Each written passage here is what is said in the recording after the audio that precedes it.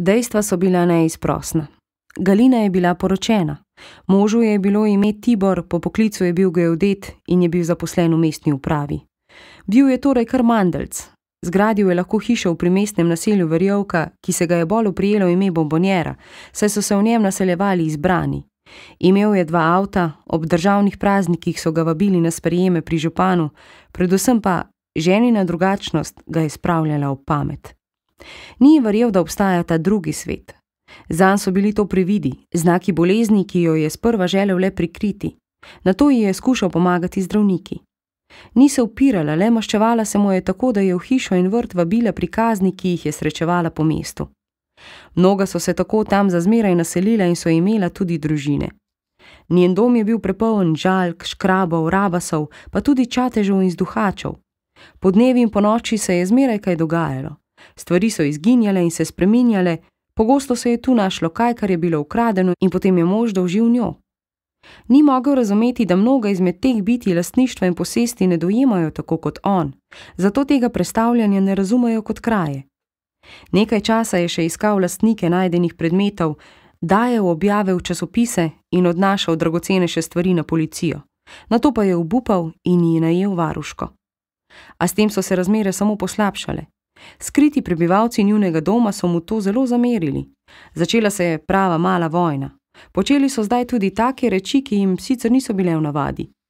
Trgali so tapete, luknjali slike, puščali odprte pipe, prekinjali inštalacijo, kvarili gospodinjske aparate. Naposled so v dnevni sobi zagorele celo zavese. No, in takrat so jo odpeljali. Tibor jih je prepričal, da je tudi ona pri vsem tem že ves čas sodelovala. Zaradi opeklin so jo nekaj časa zadržali na kliniki Portiko. Nato so jo premestili sem na zaprti oddelek in počeli z njo skoraj vse kot z mano. Dolgo časa je mož ni niti obiskal, zdaj pa je začel prihajati vse pogosteje. Kot da bi zaslutil, da jo dokončno izgublja, se ji je zdelo. Toda on jo je izgubil že zdavnaj, o tem je bila Galina prepričana. Poročila se je bila z njim, ko je bila še zelo mlada. Iz oddaljene stepske vasi Zarva je prišla v Čert študirat botaniko, a študija ni dokončala. Je pa ostala. Ujeta na limanice, je rekla. Kaj je to pomenilo, takrat še nisem vedel. Pa je bil že prej tak vol, sem vprašal. Vol me ni razumela. Spominja me na vlečno žival, sem pojasnil. Govoriš, kot da bi ga že kdaj videl, se je začudila. Saj sem ga, sem priznal.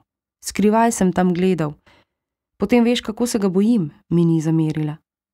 Našel je nekega specialista v Bologni, ki da mi lahko pomaga, se je skrimžila. Veš, kje je Bologna? V Italiji, je čez čas dodala. Rad bi me zvlekel tja. Otrpnil sem, kot bi me pičila kača. To je imel torej za bregom Pesjan. Nikamor te ne bo vlekel, sem iztisnil skozi zobe. Bo, je prikimala. Ne bo, ne. Bo. Nobene pravice nima.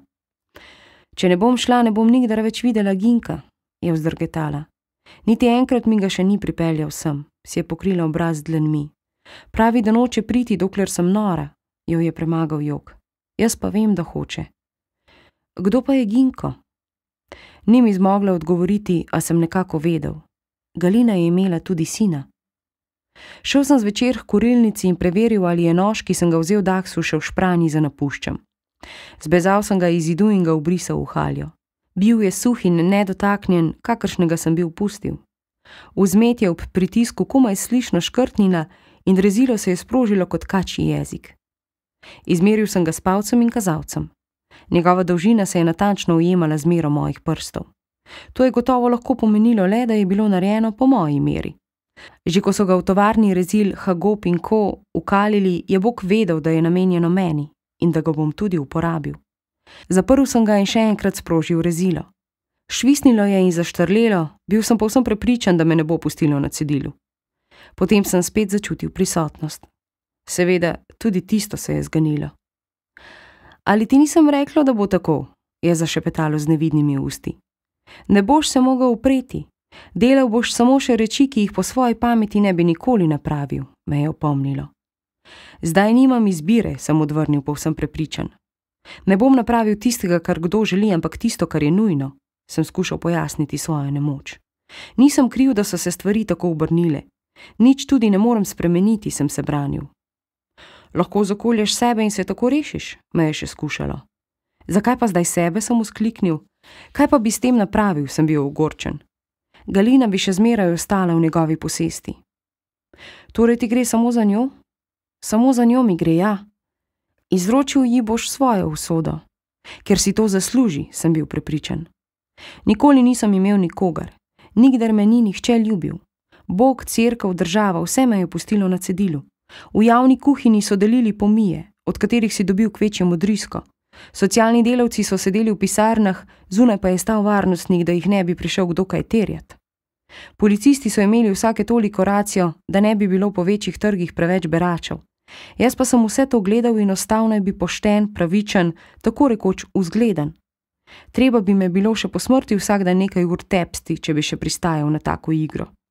Pa če bi ostal gluh zdaj, ko mi je nameravala neka volovska rit iz mondenega naselja vzeti še tisto slednje in edino, ljubezen. Ne, tega preprosto nisem smel napraviti. Bila je nad vsemi božjimi in človeškimi zakoni še neka višja resnica, v imenu katere sem se odločil in vedel sem, da imam prav. Zaprl sem nož in ga pazljivo potisnil nazaj v špranjo. Nisem se več bal prisotnosti, zdaj sva bila eno. Zelo si želim, da bi kdaj videl Žaljko ali pa Rabasa, sem dejal Galini, ko sva bila lahko opoldne spet skupaj v avli. Če si to tako zelo želiš, boš nekoč zagotovo videl, me je predvsem poljubila. Tudi jaz sem morala čakati, preden so se mi želeli pokazati. Me je pobožala po laseh in se stisnila k meni. Bilo je pred 5 leti, prve dni v aprilu, na dan, ko sva se s Tiborjem vračala z očetovega pogreba, mi je šepetala v uho. Po dolgem času sem bila takrat v Zarvi. Odkar sem se poročila, ne vem, če sem sploh 3-krat šla tja. Takrat pa me je prijelo, da bi kratko malo ostala, se je zamaknila. Ampak saj to ni bilo več mogoče. Kako naj bi to povedala Tiborju? Imela sva hišo, Ginko je bil že tu, vse življenje je šlo drugo pot, je vzdihnila. Jaz pa sem še kar tavala tam. Šla sem parkrat okoli hiške, zavila sem vse tja do potoka, da bi še enkrat premislila, česar se itak ni dalo premisliti. Mi je z dlanema objela obraz. Če me lahko sploh razumeš, se mi je zazrla v oči. Takrat pa sem ga zagledala. Se je blago nasmehnila. Bil je tako drobcen, da je komaj kaj kukal iz trave, brado pa je imel skoraj tako košato kot Ranki oče. Škrat, sem razumel. Štihec, je pritrdila. Čuval je očetovo hišo, mi je pojasnila. Kmalu se je nato preselil k nam, tako se je to začelo, je zmignila. A nikoli ni vzljubil Tiborja. Objel sem jo okoli ramen in odslej sva tudi po dvorišču hodila tako. Vedel sem, da si pripadava in čemu ne bi smeli tega videti tudi drugi. Saj na pogled verjetno niti nisva bila tako čuden par. Galina je bila 5 let starejša od mene, a to se takrat ni opazilo. Razen tega pa norci so se tako in tako ukvarjali sami sabo. Vsakemu se je zdel njegov problem največji, pa naj je bil še taka fantazija. Meni pa je šlo takrat že prekleto zares. Moral sem dan in noč paziti, da mi grduh ne bi odpeljal Galine. Šel sem pred mrakom spet gledat nož, samo toliko, da bi preveril, ali je še tam. Pa sem si potem tudi že premislil in sem ga vtaknil v žep. Moral sem ga zdaj imeti ob sebi, zelo sem potreboval ta občutek, da ga imam in da se lahko zanesem nanj.